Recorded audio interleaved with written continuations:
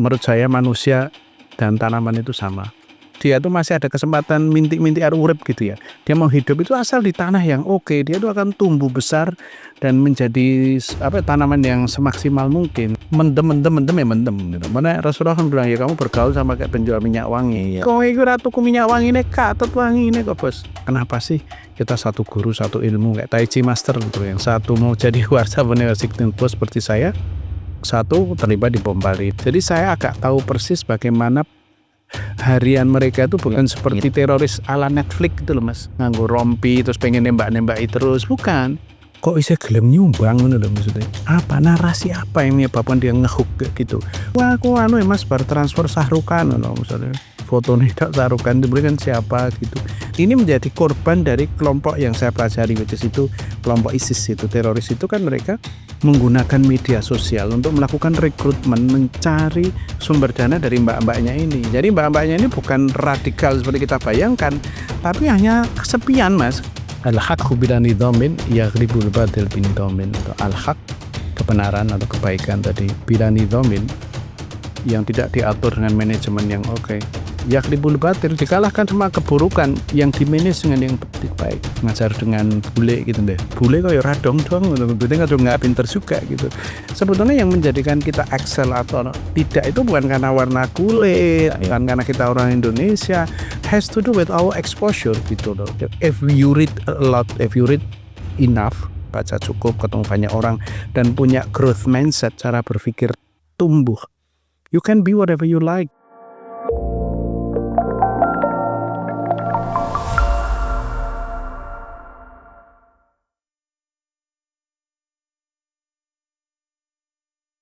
Oase menghadirkan para narator yang memiliki pengalaman di bidang edukasi, literasi, dan juga kepemimpinan. Dengan satu visi, berkontribusi pada masa depan Indonesia yang lebih baik. Semoga menginspirasi.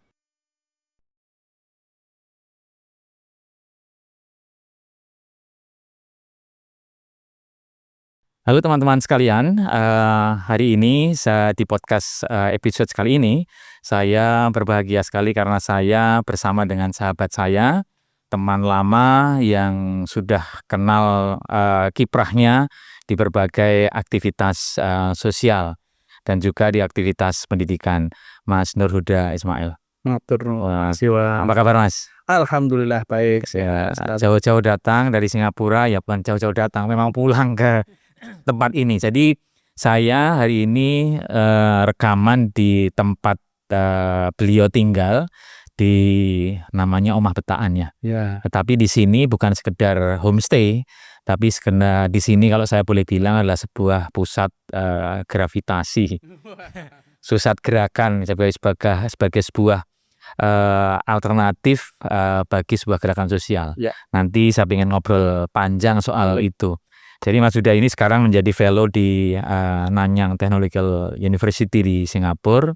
Sudah lama berkiprah di sana, tapi meskipun punya pendidikan tinggi sampai dengan S3, tapi kembali ke desa ini untuk membangun komunitas di sini. Nanti saya ingin mengupas itu lebih jauh. Tapi sebelum kita sampai di sana Mas, saya ingin Mas Huda cerita dulu nih. Titik balik apa yang membuat Mas Huda itu sampai di level sekarang? Tentu dulu saya kenal Mas Huda karena Mas Huda banyak terlibat di soal-soal terorisme. Bahkan sudah pernah nulis satu buku, Temanku Teroris. Itu yang membuat saya bukan ingat, tapi menemukan kembali Mas Huda.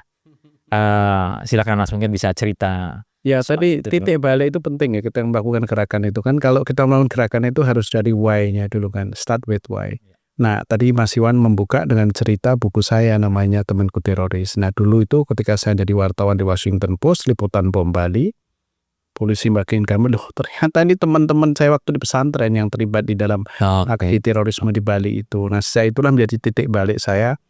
Ada pertanyaan yang membuat saya nggak bisa tidur, nyenyak gitu. Kenapa sih kita satu guru, satu ilmu kayak Tai Chi Master gitu, yang satu mau jadi wartawan Washington Post seperti saya, satu terlibat di bom Bali. Nah, titik itu saya ingin mengetahui ada 4 hal pertanyaannya. Apa sih penyebab? Gimana sih prosesnya gitu? Terus kalau sudah berasa di dalam jaringan terorisme itu rasanya piye saja nih? Rasanya gimana? pengen nggak sih suatu saat teroris itu pengen pensiun gitu. Nah kalau mau pensiun selesai itu gimana caranya? Dan yang poin terakhir itu apa yang harus kita lakukan di masyarakat di luar kelompok ini terhadap fenomena ini, terutama kalau saya secara pribadi percaya bahwa kesempatan kedua itu sangat penting. Maka nanti ada hubungannya transisi dari isu saya yang itu ngeri-ngeri sedap itu terorisme terus kepada community development itu, karena menurut saya manusia dan tanaman itu sama. Dia itu ada dari relasi secara akademis itu ada antara nature sama nurture. Ya nature-nya orang itu ya baik menurut saya. Karena sebagai orang saya lebih percaya manusia itu nature-nya baik. Tapi ahli politik banyak mengatakan nature-nya nggak baik gitu. Homo homini lupus, manusia itu adalah serigala bagi yang lain. Dan kalau saya secara pribadi manusia itu adalah makhluk yang baik. Dan itu ada hubungannya dengan the nature-nya, kemudian ada nurture-nya, lingkungannya mau kayak seperti apa. Nah kayak misalnya dalam isu saya di isu terorisme itu kan mendorong para orang yang pernah terlibat di dalam aksi terorisme untuk bisa diterima kembali di masyarakat. Dan masyarakat menjadi kunci penting. Nah dalam tanaman gerakan yang saya banyak lakukan ini, sustainability sekarang ini adalah tanaman itu juga dia akan tumbuh dengan baik tergantung tanahnya gitu loh. Jadi masyarakat sama tanah itu 11-12 gitu. Dan tanaman itu kalau misalnya dia tuh masih ada kesempatan mintik-mintik air urip gitu ya. Dia mau hidup itu asal di tanah yang oke, dia tuh akan tumbuh besar dan menjadi tanaman yang semaksimal mungkin. Tapi kalau di lingkungan yang tidak tepat, ya contoh paling gampang itu ya, kalau kita sebagai orang Jogja itu kan mesti lihat pohon beringin, pohon beringin gede banget dan besar banget, bahkan masih disembah banget, tapi guys sembahan saking besar gitu, karena dia maksimal potensinya gitu, dia tumbuh menjadi besar. Nah kalau di Jepang itu ya pohon beringin di Pilosoro mas, jadi cilik-cilik Bonsai. Tadi bonsai cilik gitu. Jadi nature-nya sama tapi kayak begitu. Ikan hiu di lautan sudah gedenya minta ampun, di akuarium mungkin cilik mas. Nah itu relasinya. Jadi saya kemudian pada titik balik itu ketika proses rehabilitasi mendorong teman-teman saya dulu pernah terlibat untuk bisa diterima di masyarakat itu, kuncinya memang penerimaan sosial. Social acceptance. Nah, social acceptance itu biasanya dimulai dari keluarga dulu, tetangganya, temannya kayak gitu. That's ya kira-kira begitu. Dan inilah yang kenapa kemudian along the way di dalam perjalanan saya sejak pertama saya mendirikan Yayasan Prasasti Perdamaian, memang fungsinya untuk itu, dan sekarang saya mendirikan Yayasan Literasi Desa Tumbuh. Ujung-ujungnya memang ada 3. Ujung-ujungnya siji literasi, masalah dolane nong diwae, bermainnya dengan siapa, ketemunya dengan siapa. Terus kemudian apa yang dia baca, literasi. Yang membedakan antara saya dan Fadlullah Hasan yang teman satu kamar saya itu alias Mubarok. Saya menjadi wartawan di Washington Post karena setelah lulus dari pesantren ya saya kuliah di UGM, di UIN, dapat beasiswa ke Inggris, jadi wartawan itu ke Inggris, ke Australia, sampai kemudian saya sekarang tinggal di Singapura. Itu kan hijrahnya berbeda tempatnya. Buku yang saya tuh kemudian teman saya ini dapat beasiswanya di Pakistan. Terus kemudian disitulah kemudian dia bersinggungan langsung dengan konflik yang ada di Afghanistan. Jaringan sosial dia juga berbeda. Ini walaupun kita satu guru satu ilmu awalnya, tetapi karena relasi sosialnya berbeda, maka jadinya juga berbeda juga gitu loh mas. Nah, kira-kira itu kenapa meskipun saya ini kemudian mencapai titik kata orang itu menjadi makhluk global gitu, global citizen gitu ya. Kata orang ya. Kata orang itu nanti itu ternyata sakjane gitu biasa wae jadi global citizen itu jadi siapa aja. Ya memang ada kagetnya, kayak misalnya pertama saya kalau tinggal pertama di Singapura itu pernah diketuk pagi-pagi itu tok-tok, ada Chinese ibu-ibu datang itu, can I help you clean up the room? Kaget, dia pembantu Cina. Kan kita nggak biasa ya, gitu kaget gitu. Ada kayak gitu-gitu gejolak gitu. Atau ketika saya ngajar di Melbourne di Australia atau ngajar dengan bule gitu deh. Bule kok ya radong dong, bule kadang nggak pinter juga gitu. Jadi kesadaran itu kalau kita melakukan hijrah, pergi, berjalan, tapi ujung-ujungnya itu sebetulnya yang menjadikan kita excel atau tidak itu bukan karena warna kulit, bukan karena kita orang Indonesia, has to do with our exposure gitu loh. If you read a lot, if you read enough, baca cukup, ketemu banyak orang, dan punya growth mindset, cara berpikir tumbuh, you can be whatever you like gitu. Dan itulah yang sebetulnya inilah kenapa fokusnya itu saya di literasi dan desa. Kenapa desa? Karena saya sendiri wong desa, tapi kemudian saya juga aslinya dari sini desa, dan fokusnya itu di aspek tumbuhnya itu loh. growth mindset-nya itu menjadi key sebetulnya. Inilah yang sebenarnya kita lakukan sebenarnya di sini, Mas. Saya mau ngulik perjalanan Mas Huda sebagai scholars terlibat interaksi dengan para teroris gitu ya, yang kemudian mereka setelah selesai dari hukuman mereka ketemu dengan Mas Huda, terus mereka berdiskusi dan segala macam gitu ya. Nah, kaitannya dengan desa dan pertumbuhan growth mindset tadi itu, apakah ada korelasi? Saya malah tidak melihat bahwa tadi Mas Huda mengatakan saya dari desa gitu Mas Huda, tapi saya tidak melihat itu. Ini mungkin sebuah pencarian dari jawaban teroris. Mereka tumbuh di, saya nggak tahu, nanti mungkin bisa dijelaskan. Rata-rata mereka asal latar belakangnya seperti apa, kehidupan ekonomi, sosial keluarganya seperti apa. Dan kemudian setelah selesai, persoalan mereka itu penerimaan. Tadi Mas Huda mengatakan acceptance, society acceptance-nya nggak semulus yang dibayangkan. Nah, Mas Huda sekarang nggarap community. Apakah ini memang sedang mempersiapkan siapapun nanti orang-orang dari mana-mana gitu ketika kembali ke masyarakat itu, Mas Huda ingin memberikan contoh. Ini loh, ada sebuah community yang dibangun yang ini toleran, harus siap menerima siapa saja untuk bisa tumbuh bersama di tempat tersebut. Sebetulnya sampean kan udah cukup kenal lama, jadi paham ya, kira-kira agak begitu ya. Tetapi ini saya banyak terinspirasi dengan teman-teman yang bekerja di isu sustainability. Nah, mereka tuh punya konsep istilahnya itu mudakhir, mulailah dari akhir. Mulai dari akhir. Sama ketika saya bikin komunitas di sini kan mulainya dari gimana sih pengelolaan sampahnya, kemudian sampahnya itu nanti dijadikan komposnya. Sama ketika ada isu terorisme, saya ketika ada misalnya peristiwa penangkapan atau itu, yang pertama saya pikirkan nek mereka selesai menyelesaikan proses hukum itu mau dikembalikannya kayak gimana, masyarakat itu perlu langsung digarap. Saya kira itu sebetulnya pesannya, karena sudah pada pembagian jelas ya, kalau misalnya aparat hukum ya sudah dia harus menegakkan hukum.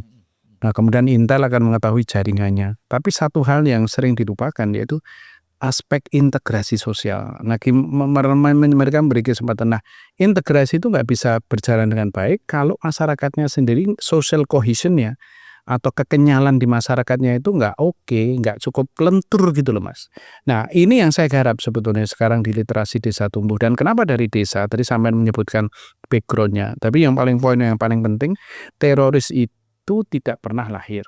Tidak pernah dilahirkan. Orang nggak ada yang lahir sebagai teroris, itu dia ada sebuah proses.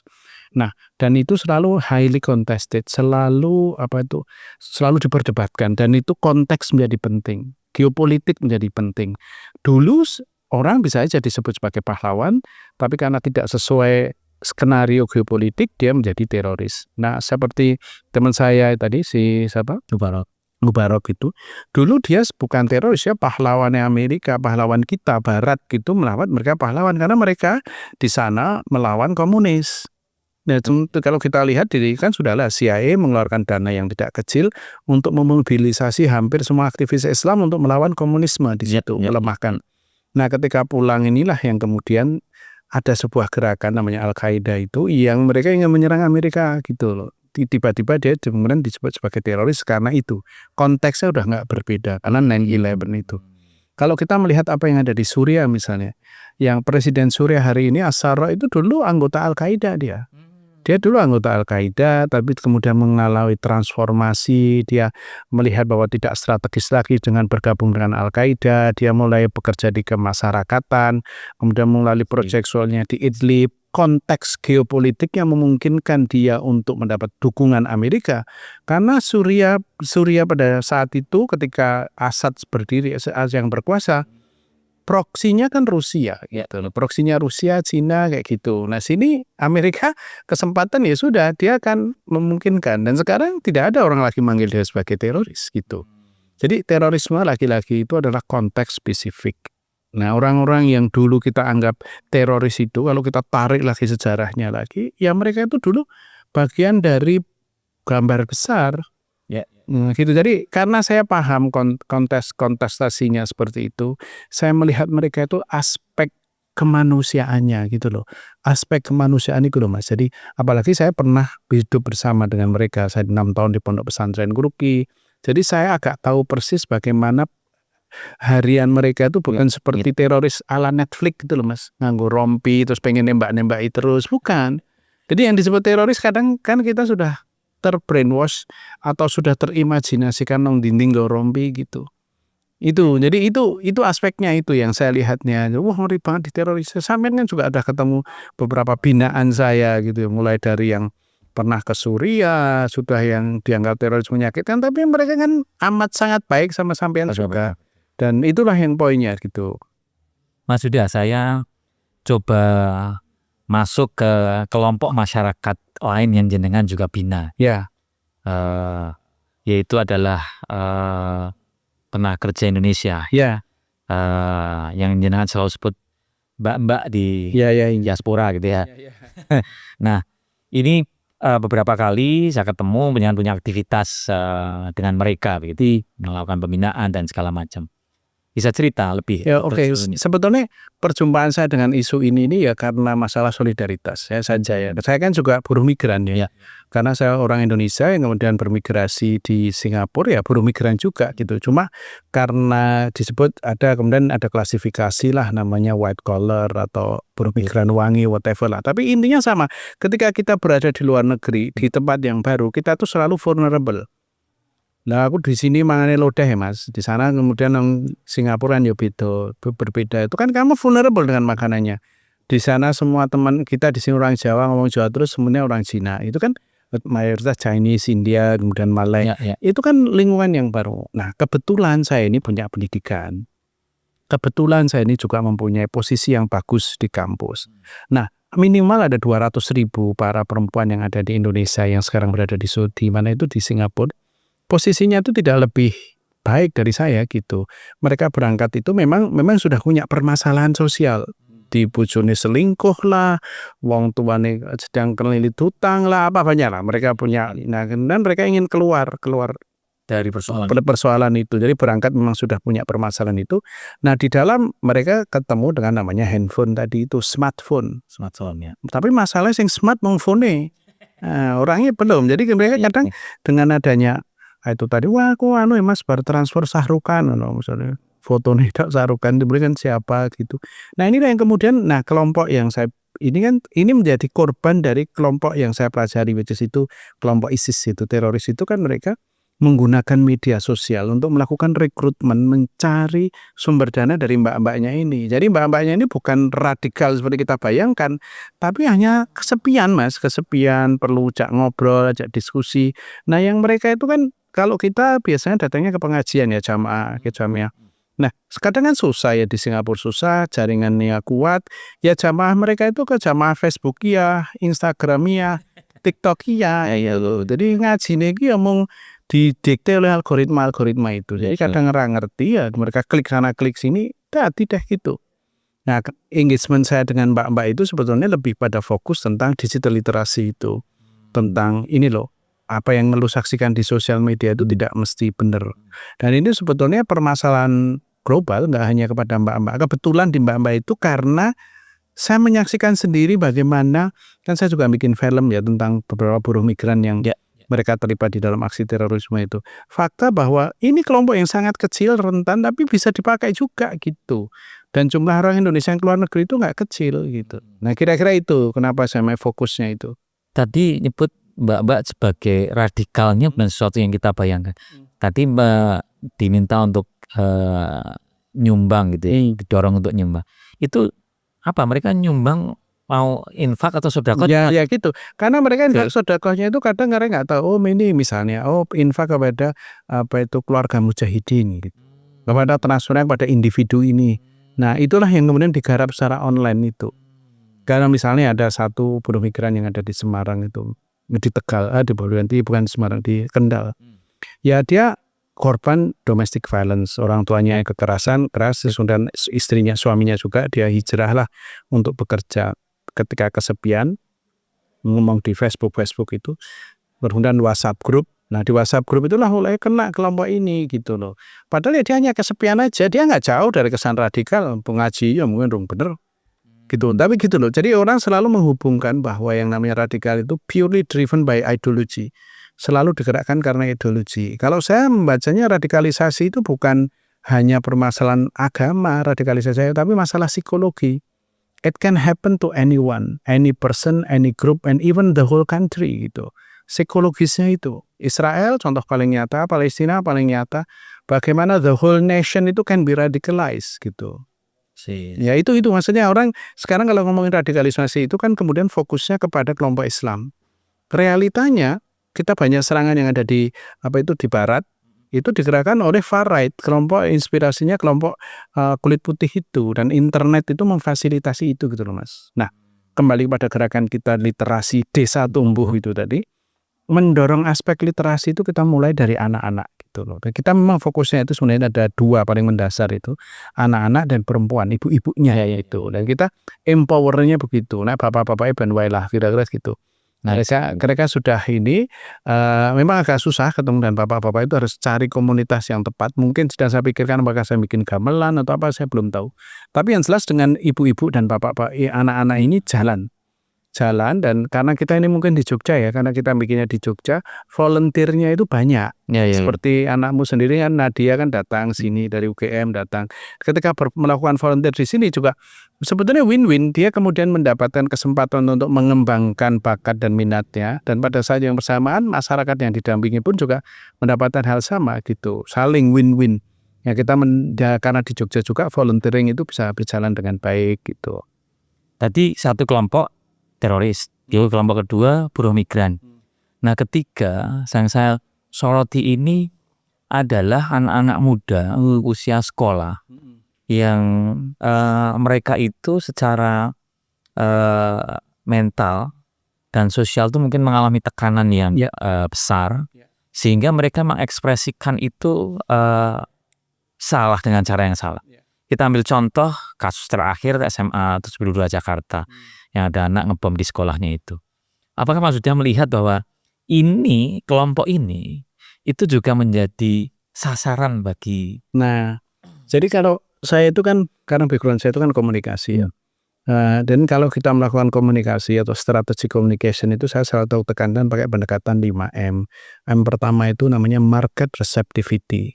Target audiensnya tadi kan sampai udah menyebutkan kelompok mbak-mbak, kelompok anak muda. Jadi when we design the communication strategy, we have to be specific. Semakin spesifik target market kita, semakin bagus. Jadi kepesannya gitu, nama market receptivity. Yang kedua, message-nya. Jadi message apa sih yang resonate dengan mereka? Ya di isu-isu anak muda sekarang kan saya juga melakukan banyak kerja-kerja dengan gaming kan, dengan game.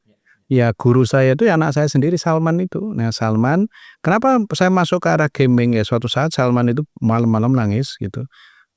Dibangunin hero, jadi Salman is crying, tak ngapo, terus tak tengok kenapa nangis, tak pikirin ngopo, tiba-tiba my Roblox account has been hijacked itu, Roblox accountnya, akun Robloxnya itu di hijack orang gitu. Anak kowe aduh yang gawe anyar tapi no, this is my identity, aku udah main in like my baby, aku kenal main itu udah 8 tahun gini koneksi udah. Oh tenanan juga ya gitu. Jadi memang ada, and then refleksiku, this is the first time ever in human history, human loh ya, that we trust, we invest heavily on machine dan emotionally connected. Sosial media itu kan bukan hanya perusahaan teknologi, itu perusahaan psikologi. Kemudian untuk notifikasi seneng, viral, rasa penting. Nah ngono-ngono ini, nah, itu berdampak pada psikologi. Nah kembali kepada teori yang kedua, M yang kedua itu message tadi. Marketnya message apa yang resonan. Nah kalau di anak-anak itu tentang gaming yang mal. Kemudian messenger, pemberi pesannya siapa?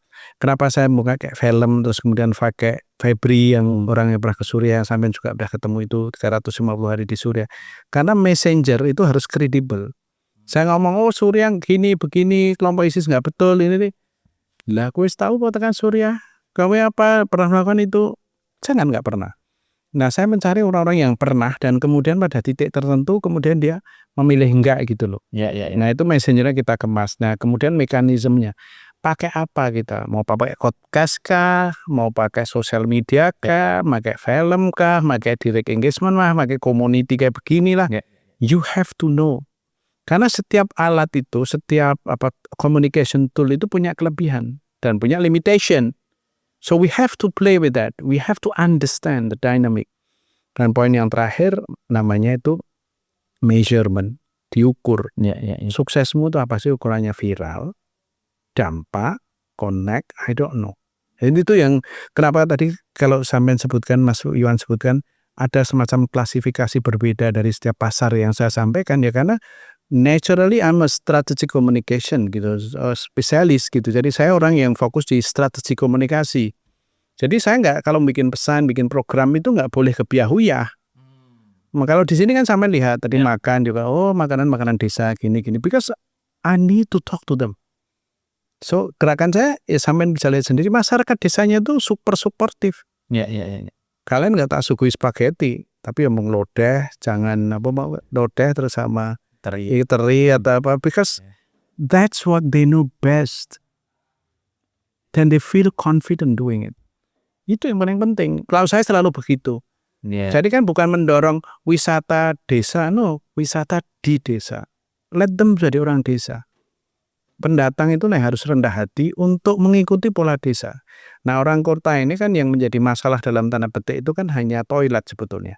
Kalau toiletnya kan anakku itu bisa ngaman aja gitu. Tapi begitu toiletnya kotor bisa nahan tuh dia. Nah, itu sekarang didiknya itu bagaimana toilet kita itu harus bersih gitu. Saya makanya di sini itu kan saya fokusnya itu pertama kali tak cek itu langsung toiletnya. Ya. Kalau saya ngecek apapun pertama langsung tak lihat toiletnya oke, baru menanjak yang lain. Iya. Oke, Mas. Nah, 3 hal. Saya juga ingat Mas Wida nulis buku tentang narasi mematikan. Oke, ya benar. Sebuah buku yang mencoba menjelaskan bahwa kekuatan narasi itu tidak bisa dipandang sebelah mata. Ya, betul. Bisa cerita lebih lanjut, Mas, ceritanya. Sebenarnya narasi mematikan itu lebih fokus kepada bagaimana dalam pendanaan terorisme ya. Jadi orang-orang ini kayak misalnya tadi yang saya ceritakan ya, seperti yang tinggalnya di mana, orang Kendal tadi udah kehidupannya susah, kok bisa gelem nyumbang ngono lho maksudnya. Apa narasi apa yang menyebabkan dia ngehook kayak gitu, mau begitu. Nah, ini saya menceritakan, jadi narasi itu saya bagi di buku saya itu menjadi 3. Ada yang namanya yang paling atas itu namanya itu narasi secara umum yang dianggap sebagai grand narasi, narasi umum. Narasi umum itu karena mereka biasanya menggunakan narasi-narasi yang berbau agama yang dianggap benar. Misalnya Syam adalah bumi yang dijanjikan, Syria adalah bumi yang dijanjikan, jihad kayak gitu-gitu. Nah, kemudian dia akan diturunkan di dalam narasi kelompoknya. Di kelompok mereka jihadnya itu atau negeri Syamnya itu atau membantunya diartikan spesifik sesuai dengan kepentingan itu. I see. Nah, kemudian yang terakhir namanya individual naratif. Secara individu dia menerjemahkan secara subjektif pesan grand narasi itu, narasi pesan itu gitu loh. Jadi saya melihat dinamika itu dan saya melihat kelompok-kelompok ini memang main narasinya tuh keren banget gitu. Bicara narasi berarti bicara soal orang-orang yang mampu mengkomunikasikan gagasan, ide dan segala macam. Saya coba geser, Mas ya. Hal buruk ya, gagasan buruk gitu. Itu ketika dinarasikan dengan begitu bagusnya, itu buktinya bisa narik orang. Betul. Nah, sekarang banyak hal baik yang karena kekurangan kemampuan untuk menarasikan sehingga dampaknya nggak segede tadi. Betul. Ya, itu mungkin tidak pakai kata narasi, tapi Ali radhiyallahu anhu yang kelihatan pesantrennya itu kan selalu al-haq bila nidhamin yaghribul batil binidhamin. Itu al-haq, kebenaran atau kebaikan tadi, bila nidhamin yang tidak diatur dengan manajemen yang oke, yaghribul batil dikalahkan sama keburukan yang dimanage dengan yang baik. Judi online itu contoh nyatanya, udah jelas-jelas nggak baik, tapi dimanage sedemikian rupa. Banyak majelis taklim kalah itu peminatnya sama ini. Makanya ini tantangan kita kan juga niatnya baik ya. Saya ingin baik, mendorong literasi di kalangan anak-anak pedesaan. Kesempatan itu nggak gampang. Karena memang it's not natural for orang itu melihat invest long term itu. Tidak semua orang dan tidak semua peradaban, semua keluarga melihat itu. Mampu melihat itu ya? Melihat itu, contoh paling sederhana aja. Makan nasi Padang kan enak banget ya. Ya. Tapi kalau suruh jogging dan exercise kan nggak enak. Ya, iya. Orang itu lebih suka yang instant gratification itu tadi. Pagi sore, makan pagi sore Padang enak banget. Senang. Tapi dari pagi sore itu kan kita banyak kalori yang berlebih, lu harus jogging pakai itu belum tentu mau kita gitu. They don't see that. Gitu. Itu natural kita. Nah, orang-orang yang mampu melihat long term, menahan gratifikasi, itu yang kemudian banyak sukses biasanya. Itu kan di eksperimen psikologi kan banyak terjadi. Jadi anak-anak gitu dites, ini dikasih marshmallow itu, lo jangan makan, ntar kalau lo makan gua kasih lagi gitu, kalau nggak lo makan gua kasih lagi. Anak-anak yang langsung makan sama anak-anak yang bisa menunggu, nanti kalau dewasanya berbeda ini. Kemampuan menunggu gratifikasi itu loh. Nah, kembali ke literasi tadi itu, digital itu masalah di kita itu instant gratification-nya itu banyak, like, share, cepet-cepet gitu. Kemungkinan untuk memikir mendalam itu menjadi kurang. Makanya kalau di akademis itu disebut namanya the death of expertise gitu, matinya para pakar. Ini nggak usah jauh-jauh, istri saya itu pengen diet kurus gitu nggak tanya ke dokter, dia nonton artis-artis Korea itu influencer. Kita ditentukan hidup kita itu sekarang oleh influencer. Tim saya yang Gen Z itu, nasib hidup mereka itu ditentukan oleh ini loh, search bar-nya TikTok. Tapi oke juga itu, mau kemana? Sebentar Pak, tarikan saja, oh di sini. Wah, hebat juga loh menyelesaikan. Semua masalah apapun bisa diselesaikan dengan TikTok anak-anak ini. Untuk informasi tertentu. Ya Gen Z, saya punya tim Gen Z itu seneng banget dengan mereka. Tapi ya nyebelin juga. Oh diajak ketemuan menteri, so tangi turu telat tuh Pak.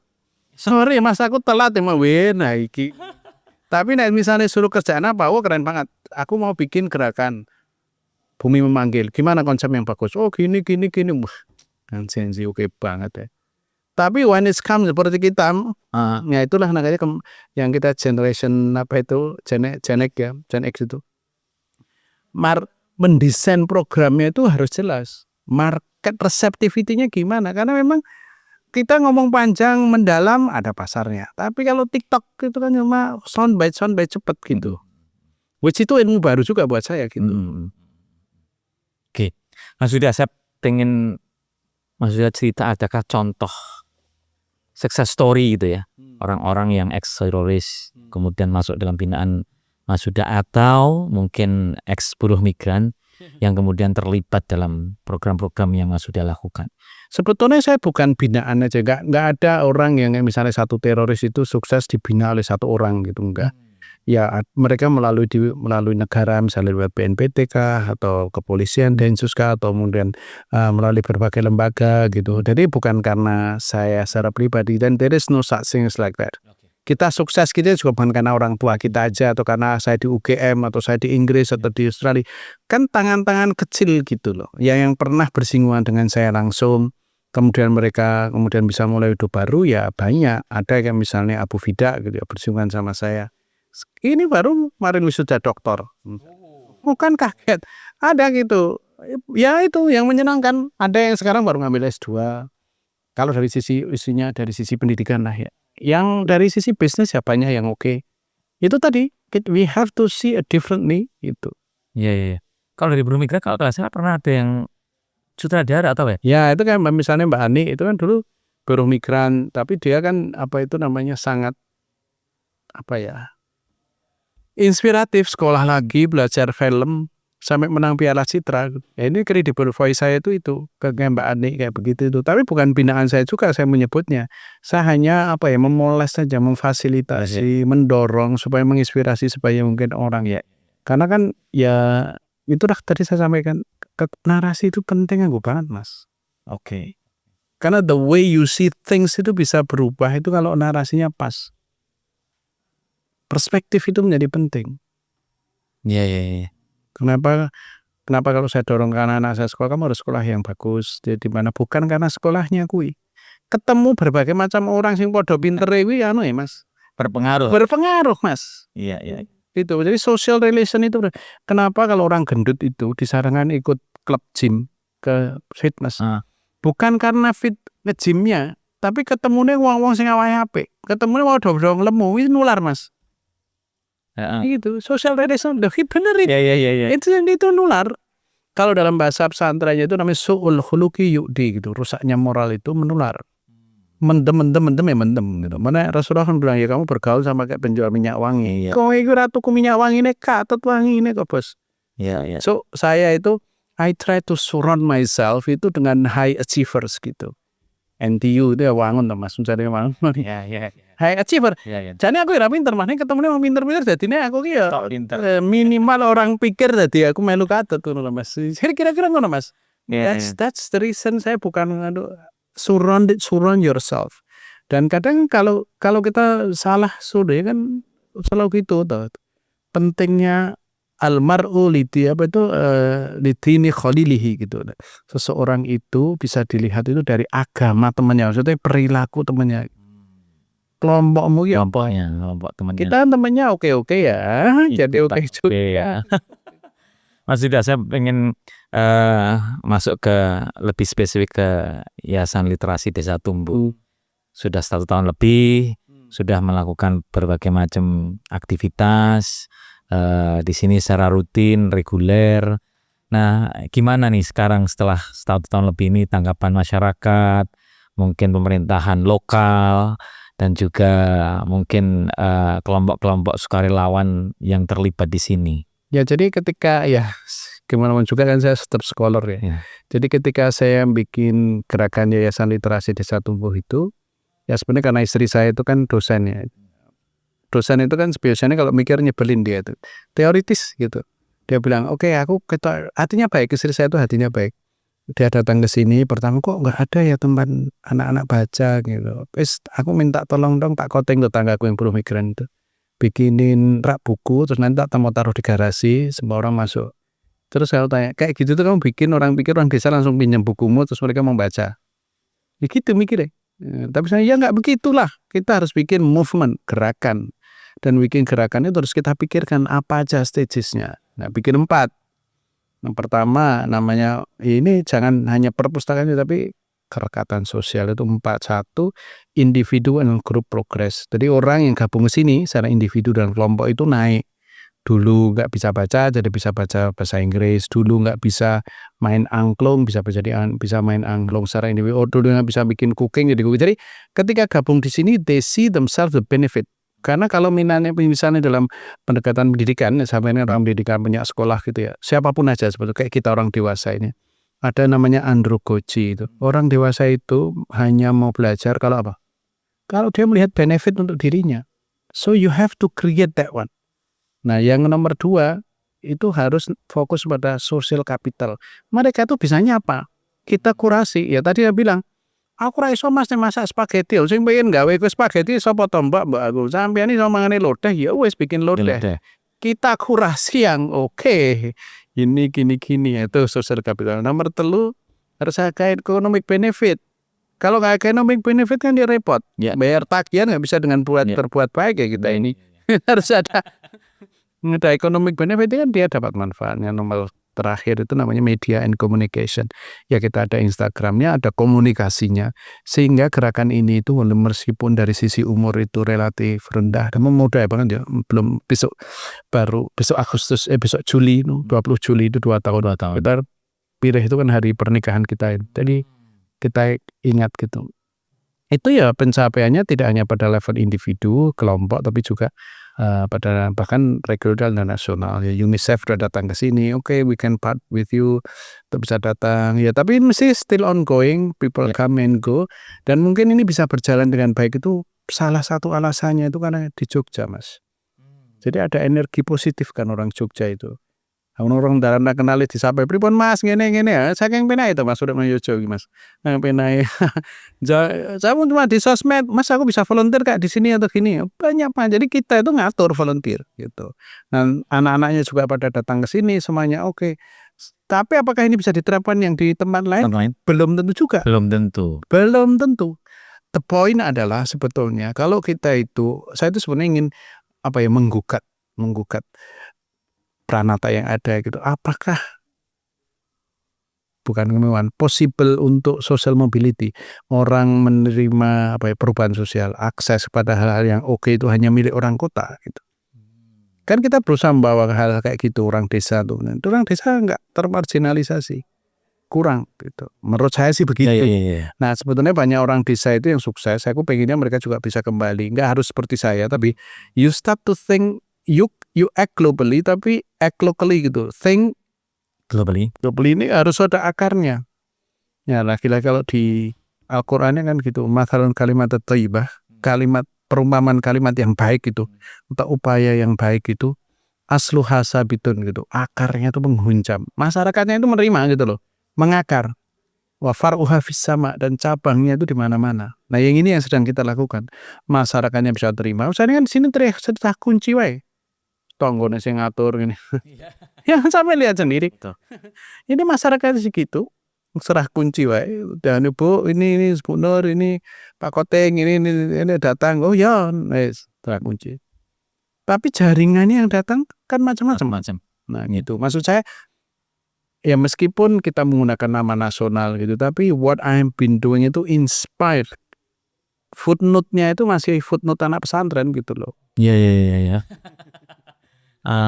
Dan sejauh ini apa rencana kedepannya sudah terpikirkan oleh Mas Huda terhadap literasi desa tumbuh, Yayasan Literasi Desa Tumbuh, dikorelasikan dalam konteks dua hal yang sudah menjadi bagian tadi itu, yaitu melakukan pembinaan, saya nyebutnya sebagai pembinaan teks teroris dan juga buruh migran. Ya, kalau di sini kalau saya mulai dari yang reintegrasi, jadi bukan pada terorisnya tapi reintegrasi sosial itu kedepannya kalau bisa harus ada sebuah kegiatan yang masyarakatnya itu bisa terlibat dengan banyak. Saya tidak mengatakan ini model yang paling bagus, tapi Mas Iwan datang bisa melihat masyarakatnya terlibat. Jadi kalau tanpa keterlibatan reintegrasi sosial itu akan sulit. Mengandalkan pemerintah aja nggak cukup. Nomenklatur budget lah ini macam-macam repot, tapi harus ada community ownership, itu paling penting. Nggak hanya kepada rehabilitasi teroris saja, tapi untuk mendidik anak pun. To teach, it require a village itu, seluruh kampung untuk menjadikan anak itu menjadi terdidik. Jadi sebetulnya saya ingin mengatakan community is very important. Start with community, go back to the community. Nah itu nomor satu. Nah, jadi ke depan saya mendorong ini tidak hanya nanti bisa kan, alhamdulillah sudah mulai yang tertarik dengan modeling ini kan. Bahkan orang dari Pemda Lampung datang ke sini. Kalau dari sisi regional kan ada sekitar 38 NGO ke sini untuk melihat gimana sih model prakteknya gitu. Itu dari sisi apa itu? Tadi potong sedikit. Tadi yang soal kita ngomong di backstage tadi adalah apa, design for change. Ya, jadi saya juga mendorong tahun ini kan menjadikan kegerakan kita di sini itu menjadi salah satu mata kuliah di NUS di arsitek tentang design for change. How can we create a design to promote change? Dan saya termasuk orang yang amat sangat percaya kekuatan desain meskipun saya itu bukan jurusan desain. Ya. Kalau dalam buku ya ada sebuah buku judulnya Nudge gitu. Nah itu bercerita, dan kalau kita melihat kalau pergi sampai nanti ke Schiphol Belanda itu di toilet airportnya itu, di airport toilet itu Mas, itu selalu ada gambar laler Mas. Ya. Ya kenapa? Supaya kalau kencing itu kita menyasar lalernya itu. Iya betul. Nah kalau enggak nanti mencret ngalor itu sehingga kemudian reget Mas. Nah dengan adanya desain menggambari laler sidik itu Mas, tingkat orang lelaki kencing titis itu tinggi Mas. Sehingga benar ini. Ya itu kemudian itu saya selalu kekuatan desain itu. Di sini kan sampean dulu datang ke sini tempat pembuangan sampah. Ya, betul. Warga itu datang ke sini buang sampah, Bos. Depan itu buang sampah, sampai lihat sendiri. Tetapi ketika kita sudah desain cantik, ada tanaman, orang buang sampah ya mikir Mas. Apa yang maksud tak buang sampah sih itu. Nah gitu. Nah kembali ke situ, nah ke depan itu saya pengen di sini itu kayak menjadi hub lah untuk pembelajaran bersama. Dan saya sebetulnya itu, it's not I'm teaching them, I learn a lot from them. Jadi yang datang aneh-aneh, menarik, dan saya selalu belajar terus. Karena fokusnya tumbuh tadi itu Mas, growth mindset gimana loh Mas. Nah masalah perlu PSD itu lah mau ben mlebu nang Singapura gampang, dan adjustment dari kompensasinya itu berbeda gitu. Ya. Sajane mung kuwi Mas. Entry point aja, tapi the rest you need to upgrade yourself constantly gitu. Nah ke depan saya udah jadikan begitu untuk bisa. Nah kalau dari lebih spesifik lagi kan di Jogja itu kan ada 2 penerbangan langsung yang setahu saya Singapura sama Malaysia. Kita bisa bikin kerjasama bilateral yang lebih oke gitu. Sekarang yang sedang itu misalnya saya dengan Singapore International Foundation gitu. Gimana kalau kita bikin site visit sesering mungkin, atau nanti NUS bawa ke sini, NTU bawa ke sini, orang datang macam-macam kayak gitu. Kemudian kita dorong menjadi sebuah penelitian misalnya global citizenship misalnya kayak begitu. Itu nih salah satunya. Masih Malaysia juga begitu. Nggak usah gede. Jadi orang datang ke Jogja itu tidak hanya Malioboro, tidak hanya keraton, tidak hanya itu, tapi melihat juga ada loh potensi-potensi, ada gerakan menarik yang di sini mencoba menggabungkan antara homestay, stay tinggal, terus dan tanaman, sampai juga bisa lihat sustainability, tapi juga ada learning aspeknya gitu. Apakah modal tadi Mas udah bilang kita beruntung tinggal di Jogja. Seperti ini dengan social capital yang orang Jogja itu sangat kuat, pegang kuat itu, membuat hal-hal social inisiatif seperti ini itu menjadi lebih cepat untuk bertumbuh dibandingkan di tempat yang lain. Saya pernah tinggal di beberapa daerah selain Jogja itu. Memang isu, karena orang Jogja itu kan masih menghargai kasar iki wong sing utek ngono Mas, sejak ngobrol gitu. Jadi ya orang ndelok wong sugih iki ya hebat ya sugih. Tapi there are many ways to be admirable. Ada banyak cara untuk bisa admirable, respected. Seperti sampean kan juga respected, bukan tidak mengatakan sampean tidak respectnya karena sugih gitu, tapi karena you are in education, you run school, you earn a unique respect gitu. Di banyak society itu respectnya ujung-ujungnya duit Mas. Yes. Jadi mau bling-bling ngono kalau Mas, sugih-sugih mamae bergedung gini, and that is a narrow definition of success. To me, success itu about social relations, to have a good relations. Jadi ada penelitian yang di Harvard itu kan tentang apa sih yang memprediksikan orang cepat mati gitu. Bukan karena sampean ngerokok, bukan karena sampean sok mendem, bukan. Karena apa coba? Social relation sampean itu jelek. Nek kamu berantem sama istrimu, tetanggamu, sama ini, itu cepat mati Mas. Karena di dalam tubuh kita itu menciptakan hormon-hormon yang nggak oke. Manusia itu kan memproduksi hormon oksitoksin, hasilnya oksitosin, serotonin, ada beberapa Dopamin. ada dopamin, hormon itu yang tidak bisa diproduksi sendiri. Salah satunya itu ya oksitoksin itu. Dia serotonin sama oksitoksin, dia tuh ditumbuh kalau berdua. Ndelok sampean aku guyu ki hormonku metu Mas. Ndelok sampean aku musuhan iki Mas, apa yang mengeluarkan hormon negatif. Kita baik sama istri pelukan itu oksitosin tidak bisa sendiri gitu. Ada yang hormon itu yang namanya endorfin, bisa kita tekan sendiri, jalan pagi, bersih-bersih rumah gitu, sendiri bisa. Tapi ada hormon yang namanya harus diproduksi itu melalui relation. Dan di situ ada penjelasannya di Harvard itu. Dan ini yang coba di sini. Di sini ya. Nah, misalnya orang Jogja, karena Jogja begini, ada loh permasalahan orang Jogja yang sering kali dilupakan orang apa coba? Kesepian Mas. Orang pendatang gitu. Mendatang tinggal di sini. Tapi untuk akses wong Jawa kan jadi monggo ning urung tentu buka lawang loh Mas. Iya. Jadi mereka sendiri sudah bisa akses ke asal itu, dan loneliness itu cukup akut. Sampai bisa lihat Indonesia Jogja itu termasuk yang tinggi bunuh diri loh Bos. Gitu loh. Nah ini tempat ini kalau bahasa kasarnya, bahasa kerennya itu ruang bersama aja. You can share, you can talk, safe space gitu. Nah ini yang tak pikir kayak itu model bisnisnya gimana. Maksudnya model bisnis piye ben tetap running terus loh. Sustainability itu mau kayak gimana? Ya awal-awal sebagai founder mantap biasa lah. Mangan tabungan biasa itu udah komitmen lah ya, itu udah komitmen. Cuma ke depan kan harus kita pikirkan bareng gitu. Model bisnis yang pas untuk bisnis itu dalam artian bukan bisnis bati maksudnya sustainability-nya seperti apa gitu. Oke, Mas Huda. Jadi sudah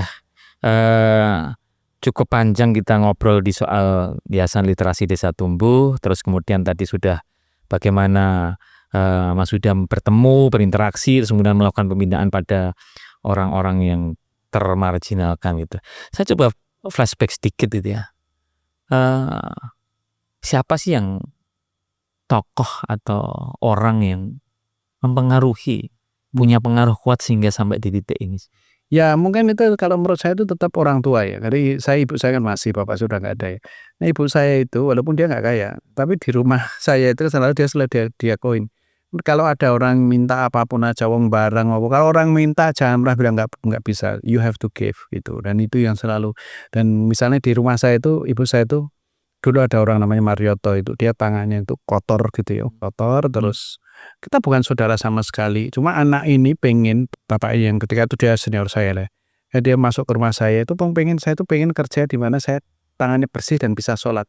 Kita nggak kenal, dia suruh tinggal di rumah saya gitu dan begitu. Dan kalau ibu saya naik motor gitu, motor sendiri, oh mas gonceng, apa kenal wih. Nah suatu saat lucu ibu saya itu di gonceng orang pakai pegawai ASN Korpri itu loh. Iya, Korpi. Kayak guyang, ya sana munggah. Di tengah jalan itu dia cerita karo guyu sampai dianterin dari lho ki mang karo sapa? Aku wong gemblong mau jak. Nah, jadi saking terbukanya gitu. Jadi saya tadi kan melihat di awal saya sebutkan nature sama nurture. Orang kayak saya selalu melihat orang itu naturally people itu good. Ada banyak orang yang berpikir naturally orang itu nggak good. Yang saya itu selalu berpikir kabeh wong kuwi apik. Kondisi lah yang mungkin dia nggak baik ya, jadi karena gunung mas sehingga saya hidup dalam sebuah spirit melihat segala sesuatu itu the good thing first. Aku ini mas, jadi engkau dipikir kayak liane, penting aku apian sih karo wong bahwa aku Singapura aku ki oke, Singapura aku ki oke mas, sing rapian karo aku ki oke. Ning sing luwih apian karo aku ki lho oke. Jadi nek tak hitung-hitung ya aku mending kapi wong wae nek aku ngono. Iya. Dihapus oke biasa Mas. Gitu. Tapi perjalanan hidupku kan sekarang wis 50 lebih itu ya. Melihatnya sudah bukan lomba lagi. What do you feel inside gitu. Itu lagi. Oke Mas, di segmen terakhir ini saya pengen mengupas karena jenengan tadi bilang strategi communication. Expertise dengan di situ melakukan satu gerakan seperti ini. Saya ingin pendapat jenengan melihat fenomena artificial intelligence yang kemudian bisa memunculkan informasi yang makin kesini tuh orang percaya pada informasi-informasi yang belum tentu itu benar, bahkan tidak hanya sekedar tidak benar tetapi menyesatkan, tapi orang believe pada informasi itu yang ini diproduce oleh AI. Nah, tidak hanya generasi X atau di atas X, tapi generasi muda juga banyak terjebak di sana. Apa yang menjadi concern Mas Huda soal ini? Ya saya gak ngomong muluk-muluk ya. Saya kan selalu kita terus berbuat baik pada orang tua. Ibuku aja tak mulai dari ibuku. Tiba-tiba, saiki Putin pinter basa Jawa ya. Putin gitu Pak. Bu jenenge AI gitu deh sih gitu macam-macam. Tak cerita tentang ChatGPT senang banget ngobrol. So kita siapapun yang agak terdidik gini, cintailah orang tua kita dan ajari mereka tentang dia entering the new world. Dan WhatsApp keluarga itu kan jadi banyak masalah. Iya betul. That's thing itu kalau saya jauh-jauh. Saya mulai dari keluarga saya. Kalau anak saya kebetulan di luar negeri di Singapura memang sudah ada itu namanya kontekstualisasi. Jadi yang seneng kalau sekolah di Singapura itu salah satu mata pelajaran yang paling seneng itu di anak saya kan juga melu-melu moco itu ada namanya theory of knowledge. Theory of knowledge ya. Pengetahuan itu misalnya. Pengetahuan itu apa sih? Kalau seorang tokoh politik yang dihormati mengeluarkan statement, apakah itu knowledge? Oh sawit itu sama aja. Apakah itu knowledge? Ya kalau di dalam knowledge Indonesia jajah 350 tahun. Is that knowledge? Political statement? Oh knowledge. Nah, akhirnya itu didiskusikan kayak gitu tuh. Sudah ada mata pelajaran khusus untuk membedakan. Nah, jadi anak saya bisa begitu. Nah ini yang kemudian saya pelajari di AI pun juga begitu. Nah dia dipelajari. Saya mau mengikuti anak saya pelajaran itu. AI kena berantem. Hero Salman itu what is your source? Source-mu itu apa? Oh Britannica. Why you believe that? Ini udah berantem yang ngono Pak. Sourcing itu penting gitu. Nah saya juga pelajari, karena anak saya itu agak privilege, sekolahnya di Singapura, ketemunya menarik, itu yang saya juga belajar. Disinilah saya curi ilmu itu, saya supaya ajarkan di Indonesia, di anak-anak di desa ini Mas. Makanya bagaimana di media sosial itu. Jadi saya sekarang wong do rebutan pinter, oleh pinter ChatGPT ya Pak apa-apa. Yang paling penting itu migunani Mas. Seperti prinsip sampean itu yang kita adopsi itu. migunani, terus kemudian memanusiakan, menyenangkan, that is the key. Yang saya tawarkan anakku, aku tuh nek kamu ke depan mau jadi apa aja itu banyak profesi yang nanti nggak ngerti, nggak hilang, banyak profesi itu yang hilang nanti. Dengan nanti loro aku njaluk kowe, kamu tuh happy inside, seneng, what make you happy inside, happy, kamu tuh content gitu. Dan yang kedua kamu tuh independent. Jadi kalau namanya independent, you have to be able to tackle problem apa aja dalam hidupmu. Nah, ngajari anak paling bagus untuk menyelesaikan masalah hidup itu apa? Pekerja bakti, Mas. Cor gitu bahasa Inggrisnya. Anak itu kudu melu kerja bakti, tangi turu yang nglipeti klambi dhewe, cuci piring kayak gini. Karena kemudian dia melihat bahwa I must be part of the solution. Aku harus menjadi bagian dari menyelesaikan masalah mulai dari kamarku sendiri, rumah gitu. Nah, di rumah saya itu nggak ada pembantu. Kowe ora ngombai ya klambimu ora ana sing ngombai gitu. Itu penting itu. Itu coba anak itu tahu whatever your decision in life itu has direct consequences to you. Gitu. Ya kira-kira kayak begitu. Jadi AI, penanganan AI itu ini hanya bagian dari evolusi aja, Mas. Dan itu kita dulu juga ketika ada muncul radio, wong bingung, TV juga bingung, karena bingung gitu. It's come with time gitu. Ya. Oke Mas Huda, sebagai bagian dari penutup nih, saya pengen Mas Huda kasih closing statement, pesan pada generasi Z nih, generasi di bawah kita, adik-adik kita yang juga mungkin anak-anak kita, apa nih kaitannya dengan apa yang sudah dilakukan, community development, entah itu ke komunikasi dan segala macam, untuk pesan pada mereka. Ya kalau saya itu sederhana aja misalnya itu, don't ever live for yourself itulah. Yuk urip ya, kita harus kalau bisa be part of the solution lah. Ini solution yang kita bisa tawarkan, bahwa kaya miskin itu pilihan ternyata gitu. Nah, kalau kita bisa menjadi solusi, dan saya pikir itu, dan banyak baca dan baca, gue nggak ada, I don't see any other better solution than reading, dari membaca. Dan sekarang itu tantangan terbesar kita itu membaca buku loh, Mas. Betul. Buku pendek itu kan gampang, no? Buku itu reflektif gitu. Kira-kira itu aja mungkin, Mas. Oke Mas Huda, terima kasih sekali untuk kesempatannya. Ya. Selamat melanjutkan perjalanan karir dan profesinya di Singapura, dan juga semoga nih desa ini, literasi desa tumbuh ini bisa terus berkembang dan terus bisa membawa manfaat seluas-luasnya bagi tidak hanya masyarakat di sini, tapi juga memberikan inspirasi bagi. Terima kasih juga Mas Iwan mau berkunjung menjadi orang yang pertama sama yang menyaksikan. Iya betul. Saksi orang yang pertama datang ke sini masih belum apa-apa. Belum tak bayar malahan, isih tak utangi. Terus isih tempat pembuangan sampah sama bisa lihat sampai sekarang jadi kayak gini. Bagus. Thank you ya. Terima kasih sekali. Ya. Teman-teman sekalian, inilah tadi Nur Huda Ismail, fellow dari Nanyang Technological University di Singapura, yang juga pendiri dari Yayasan Literasi Desa Tumbuh di Desa Petaan, Yogyakarta. Kita ketemu di episode selanjutnya, dan semoga pembicaraan tadi menginspirasi kita semua. Terima kasih.